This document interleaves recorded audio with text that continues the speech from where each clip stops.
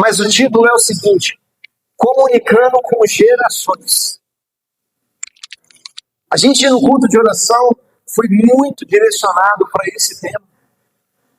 Nós falamos sobre isso, nós oramos sobre isso. Mas eu quero trazer aqui um pouquinho de uma visão além do que a gente teve aqui no culto de oração. Observe essa imagem. Não sei como é que está aqui no telão, se puder escurecer, Giovanni, aí. Dá uma olhadinha nessa imagem. Essa imagem ela tem pelo menos três gerações aqui misturadas, tá? Ali a geração industrial, aqui o início do computador, o início da internet, aqui já a geração que está conectada com tudo, que já nasceu conectada, né? E aí coloca para mim, obrigado, senhor, coloca para mim a próxima imagem, e aí eu quero gastar um tempinho com vocês nessa imagem. Isso. Vocês, o que está dando para enxergar aí? Essa imagem aqui é uma curiosidade rápida. Geração Perdida começou em 1883 e foi até 1900. Foi chamada Geração Perdida. Depois você tem maior geração silenciosa, Baby Boomers, geração Y, Millennials, geração Z, geração Alpha, geração B. Deixa eu ver quem é que é de 1928 a 1945. Tem alguém aqui? Tem alguém que nasceu nesse período? Não? 28, 45? Não? 46, 64. Tem alguém? Tem, 46, 64. Ó, achamos um. Dona Marlene, que data que a senhora é? 54, tá aqui. Baby Boomers. Essa geração aqui foi a geração dos filhos. Foi um boom de filhos. As famílias tinham 10 filhos, 12 filhos, 6. Era uma loucura essa geração aqui. Depois a gente tem a geração X, 65 a 80. Tem mais uma galera aqui, né? Depois a Y, Milênios, de 81 a 96. Eu não estou nessa, eu estou na próxima, que é 97 a 2010, que sou bem mais jovem. Então tá. É isso. Eu estou na Y, então vai. Milênios, mas mais pro final, lá pro 96. Gente, eu estava falando, pensa comigo um negócio. Tinha televisão na sua casa quando você nasceu? Tinha televisão na casa do senhor? Quando o senhor nasceu, tinha televisão? Não tinha. Dona Marlene, a senhora tinha televisão, computador na sua casa? Não tinha.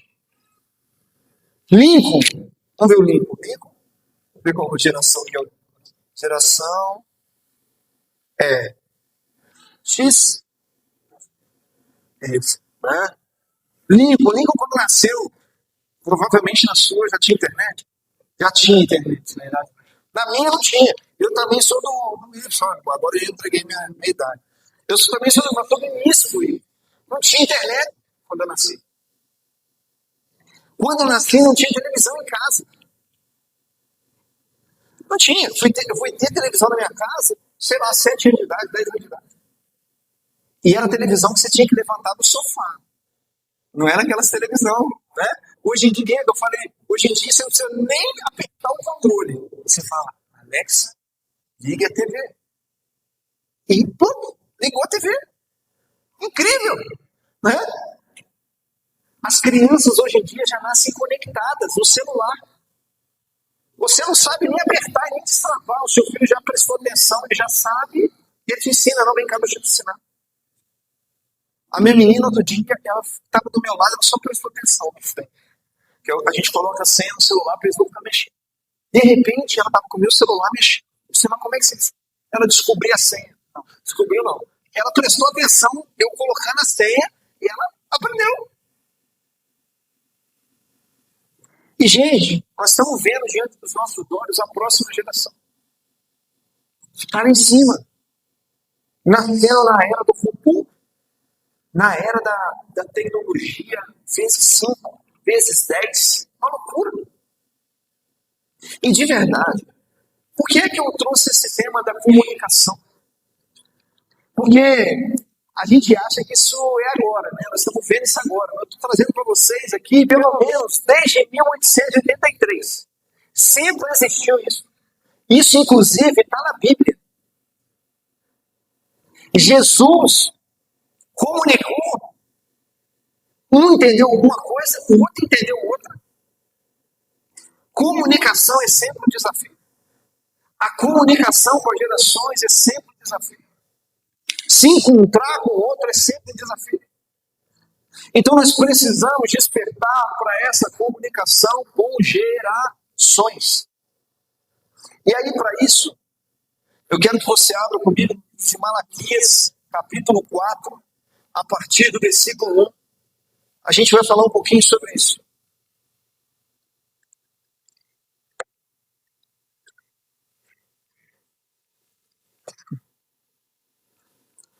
Então,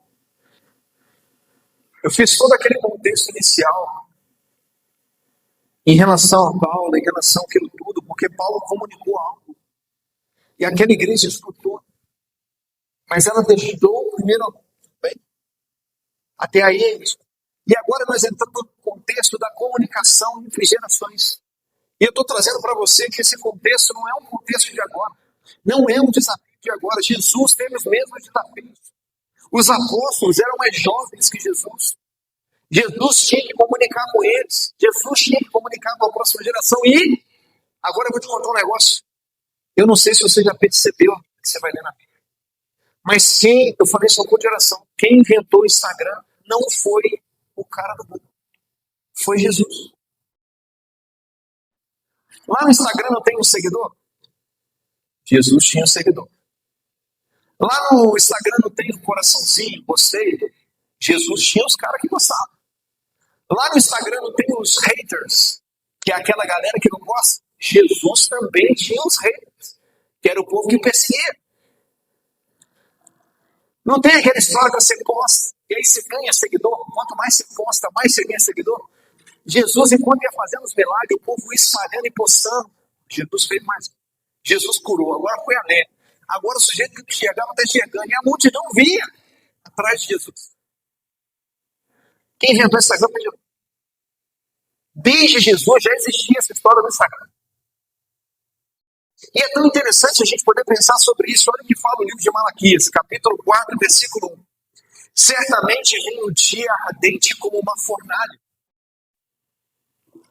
Todos os arrogantes e todos os malfeitores serão como palha. E aqui eu quero te explicar sobre dois tipos de seguidores. O seguidor hater e o seguidor que está junto. O do coraçãozinho. O que é verdadeiro, o que está se formando em discípulo. Presta atenção nisso, porque eu estou falando sobre comunicação, você vai conseguir entender isso. A primeira pessoa, biblicamente falando, que é a figura palha. Agora pensa numa palha. Ela tem raízes. Uma palha tem raízes. Se passar um vento, o que acontece com a palha? Tem lugar para a palha ficar parada? Não tem. Eu tenho escutado muito assim, olha, não, porque essa próxima geração não tem compromisso. Essa próxima geração não para em lugar nenhum. Deixa eu te falar, desde a época de Jesus era a mesma coisa. Quando Jesus falou a verdade, o povo que se dizia discípulo foi embora. Quando Jesus foi perseguido e crucificado, os mais próximos foram embora. Dislike. Deixei de ser. Hashtag não gosto mais de você. Loucura. Loucura. Então, a Bíblia, e aqui eu estou falando para vocês de um profeta que escreveu isso aqui há 400 anos antes de Cristo. E ele está falando sobre o perfil daqueles que seriam os Instagrams de Jesus. O perfil palha, que já existia desde aquela época, não para em lugar nenhum. Primeiro vento, primeira complicação que vem, o que é que eu faço? Voei. Primeiro confronto que veio, o que eu faço? Voei. Primeira prova do Espírito que veio, o que eu faço? Voei. Não tem raiz. Não dá fruto. A palha não dá fruto. A palha não tem raiz. Primeira coisa, primeira complicação que tem, um ventinho, devagarinho, ela já saiu do lugar que ela estava e foi para outro. Isso aqui é o profeta Malaquias, 400 anos antes de Cristo, falando para a igreja. Um comportamento palha. Pessoas com esse tipo de comportamento. Qualquer coisinha, qualquer dor de cotovelo. A gente esquece quem Jesus é. A gente esquece quem o salva. A gente esquece o jeito que ele nos chamou para seguir.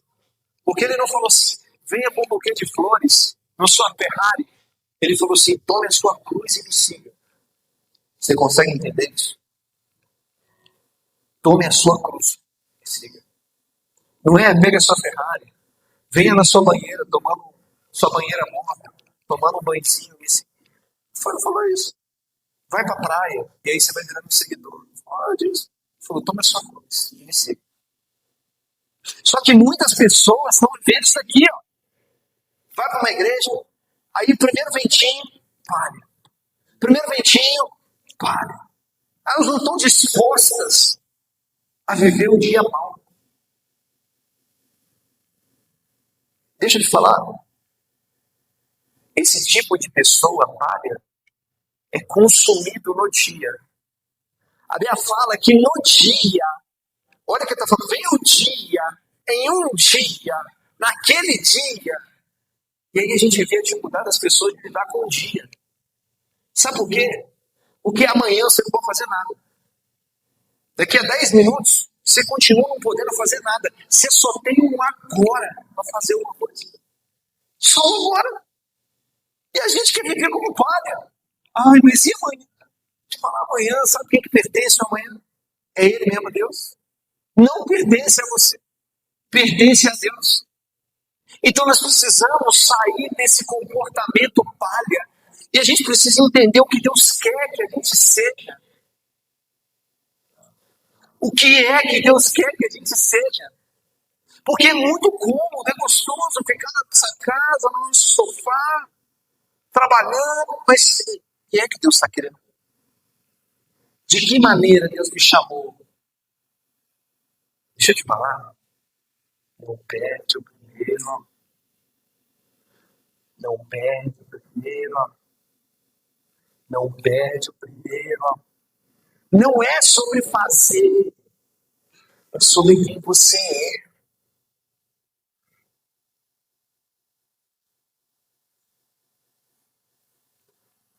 Aquele dia está chegando e ateará fogo neles, diz o Senhor dos Exércitos. Não sobrará raiz ou galho para eles. Presta atenção nisso. A palha, ela vai tentando se sustentar em quem tem raiz. A palha vai tentando se sustentar em quem tem galhos e frutos. Mas naquele dia, não vai ter. Deus vai tirar os seus. Você está entendendo o que eu estou te falando? Conseguindo receber isso no seu coração.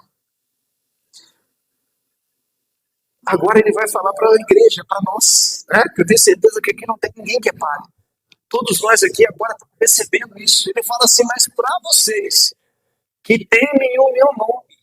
Glória a Deus por isso, obrigado, Deus. O sol da justiça se levantará, trazendo cura nas suas asas. Vocês saltarão como bezerros bem alimentados. A Bíblia hoje traz umas descrições. Bezerros bem alimentados. Está falando sobre alegria, disposição, força, vigor. Porque o seu pai está te alimentando. E depois fala assim, ó. esmagarão os ímpios, e serão como pó sobre a sola dos seus pés. No dia em que eu agi, diz o Senhor dos Exércitos. Dentro do processo de comunicação, sempre vai ter, então, o palha e aquela pessoa que é raiz, que tem raízes, que dá frutos, que tem galhos. E aí você começa a discernir como que você comunica com as pessoas e a maneira como você lida com cada uma das pessoas. A gente não pode cobrar de quem palha a mesma resposta de quem é raiz e está dando frutos. Não dá. Não funciona a comunicação. A gente precisa buscar discernimento do Senhor para saber como se comunicar com cada um. Agora, por que é tão importante a comunicação? Por que é tão importante eu aprender a me comunicar? Senão você não faz discípulo. E de fazer discípulo de todas as nações, batizando do Pai, do Filho e do Espírito. Como é que a gente vai fazer discípulo se a gente não comunica? Como é que a gente vai fazer discípulo se eu não sei conversar com as pessoas? Como é que eu vou fazer discípulo se eu não entendo a cabeça do outro? Como é que a gente vai fazer discípulo se eu só sei julgar, apontar e falar isso está errado? Bom, se eu não sei me colocar no lugar das próximas gerações? Se eu não consigo entender que a maneira como meu filho se comporta não tem nada a ver com a minha geração? Essa é uma das coisas mais interessantes que um pai tem que aprender durante o processo de cuidado com o filho. Por exemplo, a gente pega aqui, o Lincoln e a Dai, com a bebezinha lá atrás. A Clarice. A Clarice está nascendo numa geração 100% online. Se o Lincoln e a Dai quiser que a Clarice entenda o coração deles, eles vão ter que entender o coração dela. Porque ela não vai ter as mesmas experiências que eles tiveram. Ela não vai ver as mesmas coisas que eles viram. Não vai passar as mesmas necessidades que eles passaram. Isso muda o aprendizado. Quer ver um negócio? Na minha geração, era normal andar a pé. Ir para a igreja, tem que andar 2 quilômetros, 3 quilômetros, tranquilo. Bora. Bíblia no braço, bora para a igreja. Hoje em dia, o sujeito malemar anda 500. Não, está muito longe, o ônibus não passa, não vai dar para ir no culto porque não tem nem ônibus. O ônibus não passa esse horário. 500 metros da igreja. Dificuldade para a igreja. Consegue entender isso? É outra geração. Se a gente não comunicar com essa geração, se a gente não entender que a cabeça deles é diferente da nossa, como é que a gente vai preparar a próxima geração? Como é que a gente vai fazer discípulo? É muito fácil para mim me comunicar com a mesma geração que eu. É muito tranquilo. Agora, como é que eu vou comunicar com outras gerações? Como é que eu vou entender o coração da próxima geração e a geração vai entender o meu coração? Para quem está fazendo um grupo de leitura da Bíblia anual comigo, nós estamos passando pelo livro de Reis. Lemos 1 Reis, agora estamos lendo 2 Reis. Gente, é assustador o comportamento. Você tem um homem que é levantado rei, e a Bíblia descreve que fez o que agradava ao Senhor. Aquele homem morre. E o que acontece com o filho? Faz o que não agrada ao Senhor. De repente aparece outro e faz o que agrada ao Senhor. Ele morre. E a próxima geração faz o que não agrada ao Senhor. É assustador. Por que isso? Porque eu não me preocupo em comunicar com a próxima geração. Eu quero que eles sejam como eu sou. E não é bem assim. Não funciona desse jeito. Para que a gente possa trocar experiências, nós precisamos entender a próxima geração, nós precisamos nos colocar de acordo com a próxima geração, e então a gente vai conseguir o coração dele. E o coração nosso deles, o deles com o nosso. E a gente pode ajudá-los a encontrar o Senhor como nós encontramos. Então não adianta forçar. Não adianta fazer um exercício forçado. O exercício é de empatia. O exercício é de entender a dor. O exercício é de, deixa eu te escutar. O exercício é de gastar tempo, de qualidade. Eu falei aqui no culto de oração, eu e minha esposa, a gente tem um hábito na nossa casa já há algum tempo. De vez em quando, eu pego meu filho, sai só eu e ele. E ela sai também. De repente a gente troca. Semana passada a gente trocou. Ela saiu com meu filho e eu saio com a menina, sozinho. Por quê? Porque eu quero que minha filha tenha o meu coração. Para isso eu preciso entender o coração dela. Mas como é que eu vou entender o coração da minha filha se eu não gasto tempo com ela? Como que eu vou entender o coração do meu filho se eu não tenho tempo com ele? É só trabalho, é só obrigação. Filho, vai para lá, filho, vai trabalhar, vai brincar, filho, vai estudar. E quando o filho quer atenção?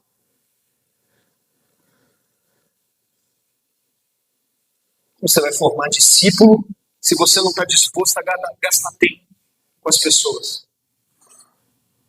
Como que você vai formar discípulo? Minha agenda é muito cheia. Primeiro amor. Primeiro amor. Fazeres, cuidar da minha igreja. Foi isso que Jesus falou.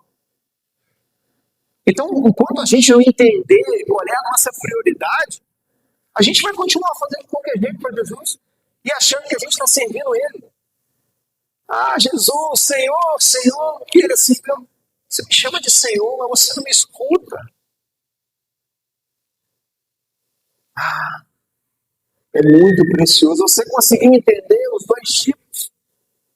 Para a gente comunicar com essas gerações, isso não tem nada a ver com agora. Sempre foi assim. Sempre, biblicamente, a gente vê isso. Dois tipos de geração, olha aí. A geração falha. A geração que tudo quer passar rápido, tudo é instável, compromisso zero, chega atrasado, tudo de qualquer jeito. Geração falha. Sempre foi assim, sempre houve essa geração. E a geração raiz é a geração que encontrou o coração do Pai. A geração que está ligada ao primeiro amor. A geração que está dando frutos. É isso.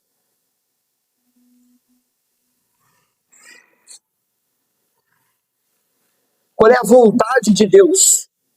A partir do versículo 4. Lembrem-se da lei de Moisés. Isso é a vontade de Deus. Lembrem-se da palavra. Meu servo, dos estatutos e das ordenanças que lhe dei em Horebe para todo o povo de Israel. Vejam, eu enviarei a vocês o profeta Elias. Agora deixa eu te falar um negócio interessante. Eu não sei se você já percebeu, mas Malaquias é bem depois de Elias. Elias já estava morto nessa hora. Quando a Bíblia fala enviarei o profeta Elias, hoje eu estou aqui fazendo esse papel. Uma hora vai ser você. O profeta é aquele que fala a palavra de Deus, que transmite aquilo que a igreja, ou que o discípulo, ou que aquele que está sendo evangelizado ou discipulado precisa escutar. Então enviarei a vocês um profeta, antes que venha o grande e terrível dia do Senhor. E aí o versículo 6 dá o mais simples de todos. Ele fará que o coração dos pais se volte para os seus filhos, e o coração dos filhos para os seus pais. Do contrário, eu virei e castigarei a terra, separando para os... O coração do filho ao coração do pai. O coração do pai ao coração do... Isso é maravilhoso. É o primeiro amor. É a gente voltar à essência. É a gente se alegrar. É a gente ter prazer nas coisas de Deus. É não ser um fardo. Nossa, tem que ler a Bíblia hoje. Nossa, hoje tem que orar. Mais um dia de culto. Não. Porque o meu coração está no Pai. Se eu estou com o coração Espírito Santo está em mim. Eu tenho a mente de Cristo. E por isso eu me alegro. Por isso eu tenho prazer.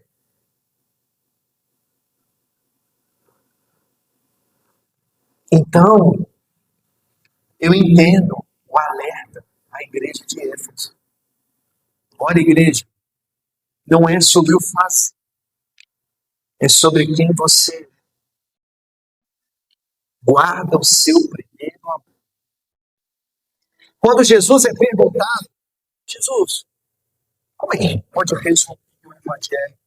Jesus, como que a gente pode ame o seu Deus sobre todas as coisas? Ame o seu Deus sobre todas as coisas. O amor tem a ver com aquele que escuta e pratica. Amor tem a ver com aquele que escuta e obedece. Foi isso que Jesus falou.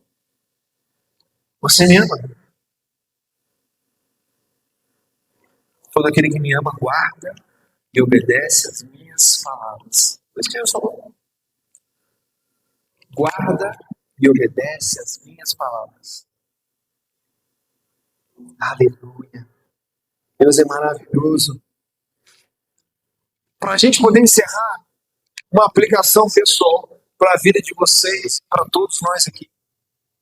Quando a gente pensa sobre esse texto todo, a gente reflete sobre isso. Lá em Lucas 6, no versículo 35, versículo 36. Presta atenção nisso, aplicação pessoal.